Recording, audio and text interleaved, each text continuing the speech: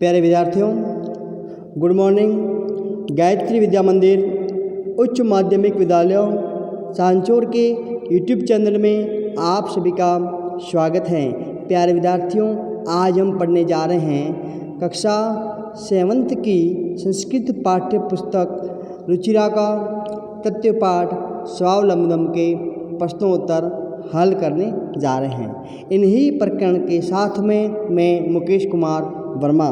तो प्यारे विद्यार्थियों, आइए हम इन पाठ के प्रश्नोत्तर हल करते हैं। तो देखिए इनका पहला क्वेश्चन नंबर 1। तो हमें क्या करना है, उच्चारणम कृत। तो इन शब्दों का हमें इन पहले क्वेश्चन के क्या करना है, उच्चारण करना है। तो इन शब्दों का अपन क्या करते हैं, उच्चारण।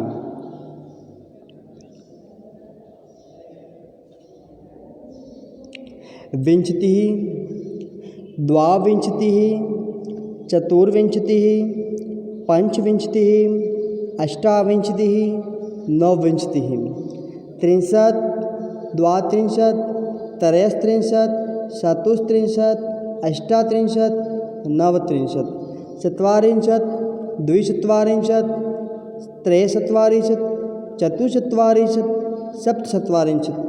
तो हमने इस प्रश्न के अंदर क्या किया, इन शब्दों का उच्चारण किया है। तो प्यारे विद्यार्थियों, आपको भी इन प्रत्येक शब्द का उच्चारण करते हुए अपनी संस्कृत कॉपी के अंदर प्रत्येक शब्द को 2 बार लिखना है और साथ में क्या करना है, इनका उच्चारण भी करना है। ठीक है, देखते हैं अगला दूसरा क्वेश्चन है अधोलिखिता नाम, नीचे लिखे हुए प्रश्नों के उत्तराणि उत्तर लिखित यानी लिखिए। कस्य भवने सर्वविधानि सुख साधनानि आसन। किसके घर के अंदर सभी प्रकार के सुख के साधन थे। श्रीकंठस्य भवने, श्रीकंठ के घर के अंदर सर्वविधानि सुख साधनानि आसन। किसके घर के अंदर सभी प्रकार के सुख के साधन उपलब्ध थे। तो उसका उत्तर क्या है, श्रीकंठ के घर के अंदर सभी प्रकार के सुख के साधन हैं वह उपलब्ध थे। अगला देखो, कस्य गृहे कोपी भृत्य नास्ति। किसके घर के अंदर एक भी नौकर है वह सेवक या नौकर नहीं था। तो कृष्णमूर्ति गृहे, कृष्णमूर्ति के घर पर कोई भी नौकर या सेवक है वह नहीं था। श्रीकंठस्य आतिथ्यम के अकुर्वन्। श्रीकंठ का अतिथि सत्कार किसने किया था।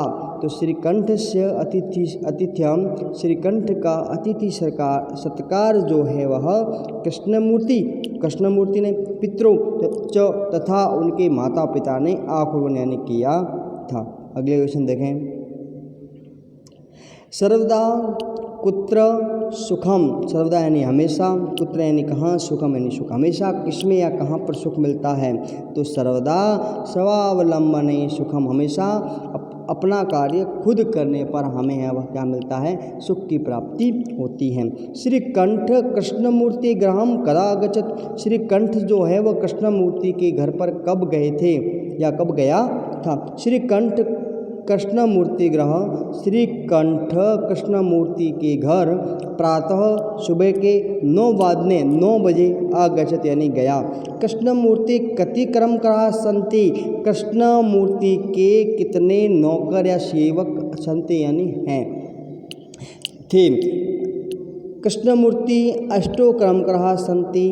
कृष्णमूर्ति के घर पर कितने नौकर थे, 8 नौकर है वह कार्य कर रहे थे। अगला देखो, तीसरा क्वेश्चन जो है, चित्राणि दृष्ट्वा चित्राणि गणित्वा।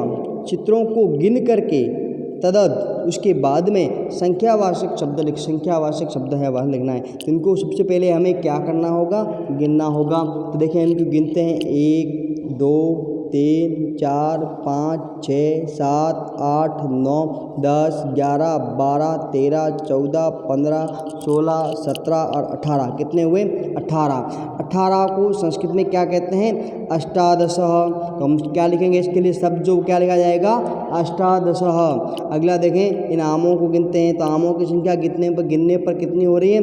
21। 21 के लिए क्या है? एकः विंशति। अगले और काउंट करते हैं, गिनते हैं तो ये शब्द कितने हो रहे हैं? 15। तो क्या होगा? पंचदश। यहाँ पर ये जो है इनकी संख्या कितनी हो रही है? 36, जिसके लिए संस्कृत शब्द क्या है? षट्त्रिंशत्। अगला देखें, इनकी जो संख्याएं कितनी है गिनने पर? 24। तो क्या होगा? 24 के लिए चतुर्विंशति। और ये जो है वो कितने हैं? 33। तो क्या होगा? त्रयस्त्रिंशत्। इस प्रकार से इनकी संख्याओं को लिख करके हमें क्या करना है? इसका संस्कृत जो शब्द बनता है वह शब्द यानी नीचे उस पद को लिखना है। अगला देखें, चतुर्थ, मंजूषात् अंकानां कृते पदानि चिनुत। ये जो अंक लिखे हैं इन अंकों के लिए जो संस्कृत शब्द बनता है वह शब्द इस बॉक्स में से ढूंढ करके यहाँ पर लिखना है। तो पहले लिखा 28 के लिए संस्कृत शब्द क्या है? अष्टाविंशति। और 30 के लिए क्या है? 63। 24 के लिए क्या होगा? चतुर्विंशति। 50 के लिए क्या शब्द है? पंचाशत्। 27 के लिए कौन सा शब्द है? सप्तविंशति। 31 के लिए एकत्रिंशत्। 40 के लिए कौन सा होगा? चत्वारिंशत्। तो ये क्या है? इनके शब्द हैं। इन शब्दों को संस्कृत भाषा में क्या कहते हैं वो उनके सामने हमने क्या है? लिखा है। अगला देखिए, इसी का अगला क्वेश्चन जो है 5वां क्वेश्चन, चित्रम दृष्ट्वा मंजूषात् पदानि च प्रयुज्य वाक्यानि रचत। यानी इस चित्रों को देखते हुए इस बॉक्स के अंदर से शब्द लेकर के हमें क्या बनाने हैं? वाक्य रचित, वाक्यों को बनाने हैं। तो देखिए हम इनके क्या बनाते हैं? वाक्य।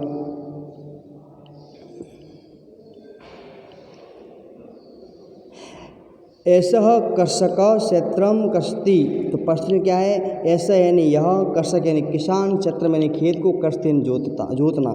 तो यह किसान क्या कर रहा है कि अपने खेत को जोत रहा है। एतौ दोनों तो कौन सा? द्विवचन।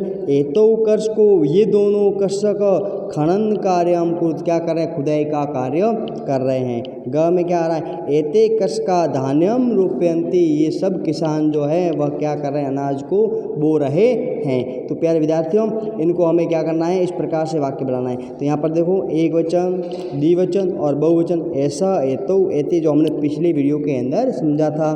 कर्षकः, कर्षकौ, कर्षका, कर्षक एक किसान, कर्षकौ दो किसान, कर्षका दो से अधिक। कौन सा वचन होगा? एक वचन, द्विवचन और बहुवचन। तो इसी प्रकार इसकी क्रियाएं भी कर्षति, कुरुतः और रोपयन्ति जो क्या है? बहुवचन की क्रिया है। तो ये जो है बहुवचन में एक वचन में एक संख्या है, द्विवचन के अंदर दो संख्या है, बहुवचन में दो से अधिक की संख्या है। अब हम पढ़ते हैं इसके अगला क्वेश्चन समझते हैं। तो देखिए इनका अगला क्वेश्चन जो है वह क्या है? अधोलिखित सम्यवाचकान अंकान पदेषु लिखत। अधोलिखित नीचे लिखे हुए सम्यवाचक, सम्य लिखा हुआ है, इन सम्य को अंकों के अंदर लिखा है। इन्हें पद के अंदर, शब्दों के अंदर पद में इनको है वह लिखना है। तो यहाँ पर कौन सा है? आदेव क्या बोलते हैं? सार्ध। 10 को 10। तो यहाँ पर क्या है? गलत लिखा हुआ है 10। तो क्या है पर इसके लिए क्या होगा? 10 लिखना होगा। द्वादश की जगह 10 करना है आपको। सार्ध 10 वादनम। द्वा जो है इसको क्या करना है? हमें मिटाना है। द्वा को मिटाना है। ठीक है। सार्ध 10 वादनम। 7 को बोलते सप्तवादनम। 2:30 को क्या बोलेंगे? सार्ध द्वि, अथवा 2 को द्वि और आधे को सार्ध और बजने को क्या बोलते हैं? वादनम। 11 को एकादश वादनम। 4:30 को क्या बोलते हैं? सार्ध चतुर वादनम। 1:30 को बोलेंगे सार्ध एकः वादनम। और 5 बजे को क्या बोलते हैं? पंचवादनम। 3:30 को बोलते हैं सार्ध त्रिवादनम। 9 बजे को क्या बोलेंगे? नववादनम। 12:30 को बोलेंगे सार्ध द्वादशवादनम। 8 बजे को अष्टवादनम। 7:30 को सार्ध सप्तवादनम। तो इनको क्या है? इस प्रकार से समय को संस्कृत भाषा में हमें लिखना है। तो बजे को वादनम कहते हैं, संख्या वो कह रहे हैं, आधे को बोलते हैं सार्ध। तो प्यारे विद्यार्थियों, आपको ये क्वेश्चन समझ में आ गया होगा। तो आप भी अपनी कॉपी के अंदर इस प्रकार से करेंगे और इसको समझने की पूरी क्या करेंगे कोशिश। तो अपन देखते हैं इसी के अगला क्वेश्चन। अगला क्वेश्चन क्या है, मंजूषाद पदानि चित्वा रिक्त स्थानानि पूरयत। मंजूषाद यानी इस बॉक्स के अंदर जो संख्याएं लिखी है, पद लिखे हुए हैं, उनको खाली जगह के अंदर भरें। तो देखिए इनको भरते हैं अपन खाली जगह में। ऋतुएं कितनी हैं, ऋतु भवंती, ऋतुओं की संख्या कितनी है, 6, तो 6 ऋतुएं हैं। तो मासा भवंती, महीनों की संख्या कितनी है, 12, तो 12 के लिए शब्द हैं द्वादश। अब देखो एकस्मिन मासे अथवा दिवसा भवंती, एक महीने में दिन या और होते हैं, तो खाली जगह में क्या आएंगे, या तो 30 या 31, तो इनके लिए क्या है 63 या 31। फरवरी मासे सामान्यतः, फरवरी महीने के अंदर सामान्य रूप से कितने दिनों की संख्या होती है, तो अष्टाविंशति, क्या आएगा अष्टाविंशति, 28 दिन। मम शरीरे, मेरे शरीर के अंदर कितने हाथ हैं, शरीर पर कितने हाथ हैं, तो हस्तों की संख्या कितनी है, 2, तो यहाँ से अपन क्या लेंगे 2, तो हाथों की संख्या कितनी है हमारे 2। तो ये भी आपको समझ में आ गया होगा। अगला समझते हैं, देखें क्वेश्चन नंबर, आपके प्रश्न उत्तर जो है यहाँ पर क्या हो गए समाप्त। अब हमने यहाँ पर जो ऋतुओं की संख्या पढ़ी है वो कितनी थी, 6। तो हम जो सामान्य रूप से ऋतुओं की जो संख्या पढ़ते हैं वह कितनी पढ़ते हैं, 3 कौन सी, ग्रीष्म, वर्षा और शरद, 3 ऋतुओं को अपन पढ़ते हैं। लेकिन यहाँ पर जो ऋतु कितनी बताई है, 6, तो इन 6 ऋतुओं को अपन समझते हैं। तो सबसे पहले 6 ऋतु कौन कौन सी, बसंत, ग्रीष्म, वर्षा, शरद, हेमंत और शिशिर, ये क्या है 6 ऋतुएं। तो देखिए अब जो है हिंदी के महीनों के नाम, हिंदी के महीनों भारतीय वर्षानुसार, भारतीय वर्ष के अनुसार मासा नाम महीनों का, ऋतु नाम ऋतुओं का, च यानी और, नामानी यानी नाम। भारतीय वर्ष के अनुसार महीनों और ऋतुओं के नामों को हम सही प्रकार से समझते हैं। तो देखें सबसे पहले भारतीय वर्ष के अनुसार पहला महीना है वो कौन सा है, चैत्र। दूसरा जो महीना आता है उसके बाद वो कौन सा, वैशाख। वैशाख के बाद ज्येष्ठ। इसके अगला कौन सा होगा, आषाढ़, श्रावण, भाद्रपद, इसी प्रकार अपन काउंट करते हैं। और आश्विन, कार्तिकः, मार्गशीर्षः, पौषः, माघः और फाल्गुन। तो ये अपन ने क्या कर लिया, अपन ने 12 माह का नाम पढ़ा। अब देखते हैं अपन की 12 महीनों में कौन कौन से महीने के अंदर कौन कौन सी ऋतु आती हैं। तो देखिए इन्हों अपन जानते हैं, चैत्र और वैशाख माह 2 महीनों के अंदर कौन सी ऋतु आती है, बसंत ऋतु। ज्येष्ठ और आषाढ़ इन 2 महीनों के अंदर कौन सी ऋतु आती है, ग्रीष्म की ऋतु। श्रावण और भाद्रपद इन 2 महीनों में कौन सी ऋतु आती है, वर्षा की ऋतु। आश्विन और कार्तिक माह जो हैं इसके अंदर कौन सी ऋतु आती है, शरद ऋतु। मार्गशीर्ष और पौष के माह के अंदर कौन सी ऋतु आती है, हेमंत ऋतु।